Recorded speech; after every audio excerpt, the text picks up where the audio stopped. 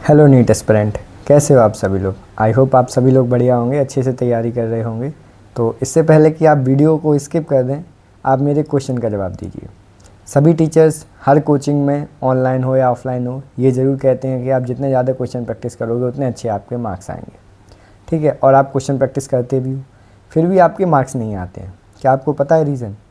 Exactly आपको यही नहीं पता है कि आपको कहाँ से क्वेश्चन प्रैक्टिस करने हैं, कितने क्वेश्चन प्रैक्टिस करने हैं और किस लेवल के क्वेश्चन प्रैक्टिस करने हैं।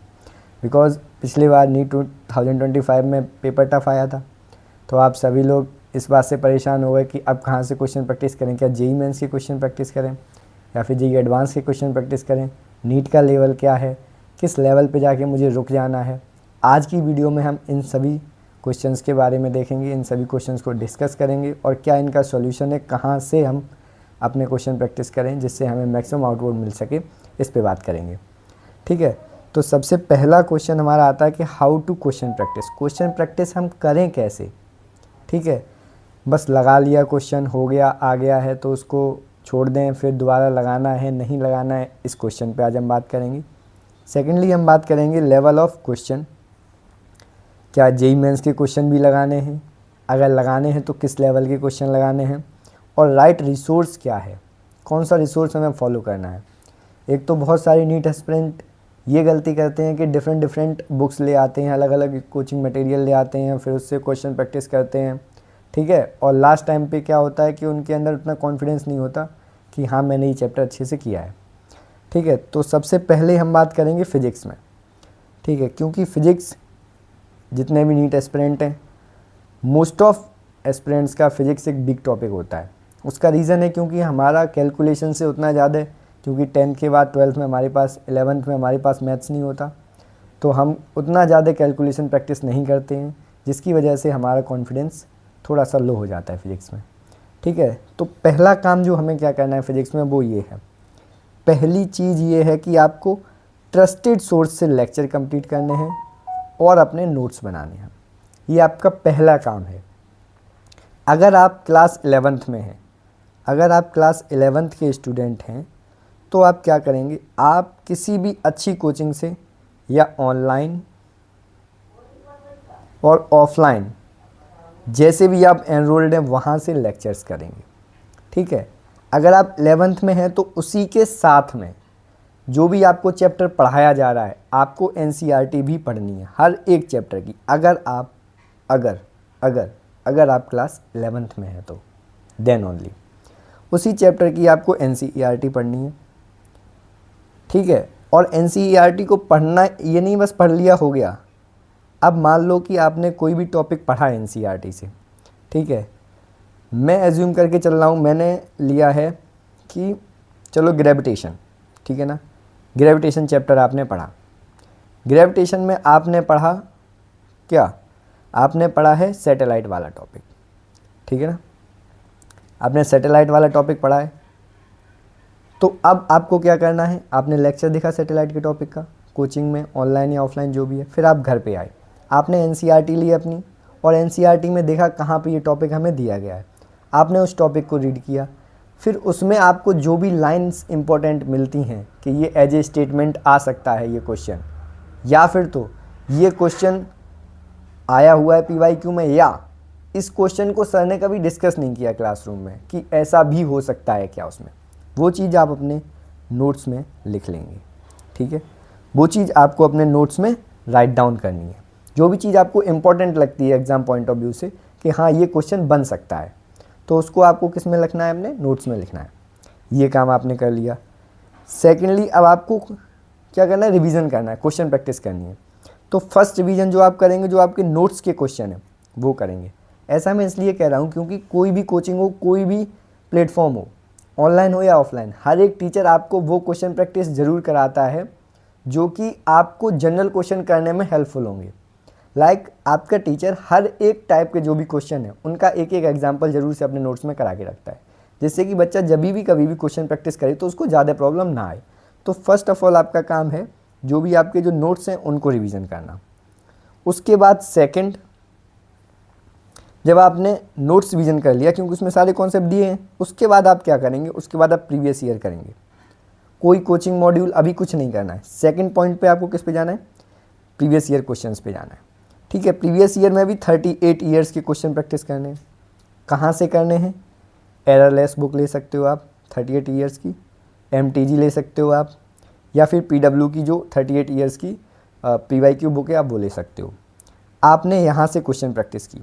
ठीक है, मान लो मैंने जिस चैप्टर के क्वेश्चन लगाए हैं उसके 90 क्वेश्चन हैं और आपसे 70 क्वेश्चन बन गए, बाकी 20 क्वेश्चंस आपसे नहीं बने। तो अब क्या करना है, अब इन 20 क्वेश्चंस के लिए आपको एफर्ट्स करना है, इसका सॉल्यूशन देखना है और इससे रिलेटेड जो भी थ्योरी आपके नोट्स में उसको पढ़ना है। ठीक है, उसके बाद इन क्वेश्चंस को दोबारा से प्रैक्टिस करनी है। ठीक, उसके बाद आपको क्या करना है, NCERT के सॉल्व। अगर आप क्लास 11th के स्टूडेंट हैं तो आपको पूरी NCERT की थ्योरी साथ साथ पढ़नी है। जैसे कि मैंने आपको बताया कि जो भी टॉपिक आपको क्लास में पढ़ाया गया, घर पे आके उसी टॉपिक को अपना पढ़ना है और जो भी उसमें इंपॉर्टेंट लाइन आपको लगती है वो अपने नोट्स में लिखनी है। फिर दोबारा से आपको NCERT नहीं पढ़ने की ज़रूरत है उस चैप्टर की, क्योंकि आपने जो भी इंपॉर्टेंट लाइन आपको लगती है वो आप पहले ही अपने नोट्स में लिख चुके हो। फिर आपको क्या करना है, उन्हीं नोट्स को बार बार रिवीजन करना है। ठीक है, ये 11th क्लास के स्टूडेंट के लिए। अगर आप क्लास 12th में हो तब भी आपको सेम प्रोसेस फॉलो करनी है। बट अगर आप ड्रॉपर हो तो आपको NCERT की फिर थ्योरी पढ़ने की ज़रूरत नहीं है। आप क्या करेंगे, सिर्फ NCERT के सॉल्व एग्जाम्पल्स पढ़ेंगे, क्योंकि एक साल NCERT की थ्योरी पढ़ के समझना और फिर उससे क्वेश्चन सॉल्व करना ये बहुत बड़ी बात है। आप एक साल में तो ये नहीं कर सकते। ठीक है, अगर आप मिनिमम 14 से 15 घंटे रोज़ नहीं पढ़ते तो आप ये नहीं कर सकते हैं एक साल में। ठीक है, तो आपको क्या करना है, सॉल्व एग्जाम्पल NCERT के ज़रूर से करने हैं। फिजिक्स में हर एक चैप्टर के सॉल्व एग्जाम्पल आपको करने ही करने हैं। आप किसी भी क्लास में 11, 12 या फिर ड्रॉपर को तो खासकर आपको सॉल्व एग्जाम्पल करने ही हैं। प्लस में जो समरी दी जाती है हर एक चैप्टर के एंड में, आपको वो भी अच्छे से करनी है। अगर आप ड्रॉपर हैं तो मस्ट है ये तो। ठीक है, अगर आप ड्रॉपर हैं तो NCERT की थ्योरी छोड़ सकते हैं, लेकिन सॉल्व एग्जाम्पल और समरी ज़रूर से करेंगे। उसके बाद आता है आपका कोचिंग मटेरियल। ये 3 चीज़ें प्राइम हैं आपकी। उसके बाद में आप कोचिंग मटेरियल को रखिए, क्योंकि देखो क्या कहते हैं कि कोई भी कोचिंग हो, चाहे एलन हो, आकाश हो या PW, कोई भी कोचिंग हो, वो सबसे पहले क्या कहेंगे, कुछ मत पढ़ो, पहले मेरे मॉड्यूल्स करो, मेरी DPP करो। ठीक है, लेकिन मैं आपको बता दूं, जब भी आप नीट का पेपर देखेंगे तो उसमें से मोस्ट ऑफ क्वेश्चंस आपको PYQ ड्राइव्ड क्वेश्चन मिलेंगे और NCERT के थ्योरी वाले या NCERT की समरी से क्वेश्चन मिलेंगे। ये बात अगर आपको बिलीव नहीं है तो आप प्रीवियस ईयर क्वेश्चन उठा के देख सकते हो। 2020, 2021, 22, 23, 24, इवन 25 भी आप देखो, आपको मिलेंगे NCERT के सॉल्व एग्जाम्पल्स, NCERT के थ्योरी से क्वेश्चन, NCERT के समरी से क्वेश्चन। लेकिन कोई भी इंस्टीट्यूट नहीं कहता। अगर वो ये कहेंगे तो उनके कोचिंग मटेरियल कैसे बिकेगा, ऑब्वियस सी बात है। ठीक है, तो कोचिंग मटेरियल को आपको किस नंबर, 4th नंबर पे रखना है। बिलीव करो आप ये बात को। अगर आपको बिलीव नहीं है तो आप किसी की मत सुनो, आप PYQ क्वेश्चंस देखो।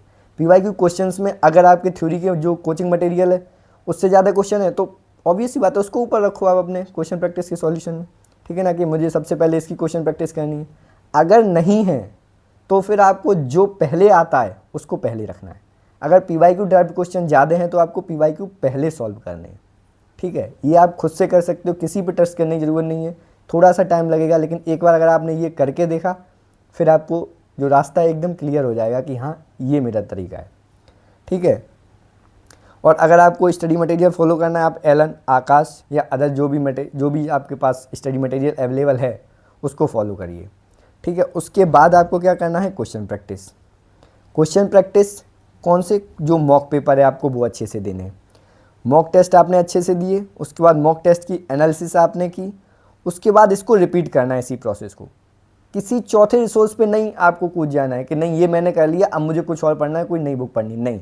अब आपको इसी को रिपीट करना है। नोट्स रिवीजन किए, फिर आपने नोट्स रिवीजन के बाद PYQ सॉल्व किए, फिर आपने NCERT सॉल्व किया, फिर आपने कोचिंग मटेरियल सॉल्व किया, फिर आपने क्वेश्चन किए मॉक टेस्ट के। फिर आपका हो गया एक बार कंप्लीट, फिर आपने किया नोट्स रिवीजन किया, फिर आपने PYQ किया, फिर आपने NCERT किया। इसी को रिपीट करना है। नीट में सेलेक्टेड पढ़ना होता है, ज़्यादा नहीं पढ़ना होता है, लेकिन रिपीट बार बार आपको करना पड़ेगा जिससे कि आप जल्दी से आंसर दे सकें, क्योंकि आपको 180 मिनट्स में 180 क्वेश्चन सॉल्व करने। It's not like IIT JEE जहाँ पे आपको टाइम ज़्यादा मिलता है, उतने कम क्वेश्चन में आपका सिलेक्शन हो जाता है, लेकिन यहाँ आपको 100% करने का ट्राई करना है। ठीक है, ये हो गया फिजिक्स का। अब बात करते हैं हम केमिस्ट्री में। ठीक है, तो केमिस्ट्री में सबसे पहले नोट्स और लेक्चर, जो भी आपका टेस्टेड इंस्टीट्यूट है, जहाँ से भी आप कोचिंग करते हैं, आप वहाँ से करिए कंप्लीट। उसके बाद नोट्स के क्वेश्चन सॉल्व करिए, सेम है। उसके बाद यहाँ पे एक चीज़ आप समझना, एनसीईआरटी के इन टेक्स्ट क्वेश्चन आपको जरूर से सॉल्व करने हैं। सॉल्व एग्जाम्पल के साथ साथ आप किसी भी क्लास में 11th में 12th में या ड्रॉपर हैं, आपको एनसीईआरटी के इन टेक्स्ट क्वेश्चन और सॉल्व जरूर से सॉल्व करने हैं। उसके बाद आपको 38 ईयर्स के क्या करने हैं, पीवाईक्यू सॉल्व करने हैं। अब यहाँ पे ट्विस्ट आता है, यहाँ पे आपको एक अच्छी सी रेफरेंस बुक लेनी है। ठीक है ना, रेफरेंस बुक लेनी है केमिस्ट्री में, जिसमें कि हाईलाइट कर रहा हूँ मैं ये चीज़, जिसमें कि एनसीईआरटी बेस्ड क्वेश्चन दिए हो। ठीक है ना, किसी भी स्टडी मटेरियल को फॉलो करने की ज़रूरत नहीं है, किसी भी कोचिंग को फॉलो करने की ज़रूरत नहीं है। यहाँ पे आपको कोई अच्छी सी रेफरेंस बुक लेनी है जिसमें एनसीईआरटी बेस्ड क्वेश्चन होने चाहिए। एनसीईआरटी के लाइन से, एनसीईआरटी के बैक एक्सरसाइज से, इन टेक्स्ट क्वेश्चन जैसे भी हों, लेकिन एनसीईआरटी बेस्ड क्वेश्चन आपके होने चाहिए केमिस्ट्री में। ठीक है, उसके बाद सेम है, आपको मॉक टेस्ट को एनालिसिस करना है और इसी प्रोसेस को रिपीट करना है। अगर आप इतना करते हैं, मैं डेफिनेटली कह के दे सकता हूं कि आपका सिलेक्शन होगा और कोई नहीं रोक सकता है। इसमें आप याद रखिए, केमिस्ट्री में आपको ये बात मैं फिर से रिपीट कर रहा हूं कि आपको जो एक्स्ट्रा रिसोर्स फॉलो करना है वो एनसीईआरटी बेस्ड क्वेश्चन वाली बुक ही फॉलो करनी है और कोई नहीं, बिलीव मानो आप।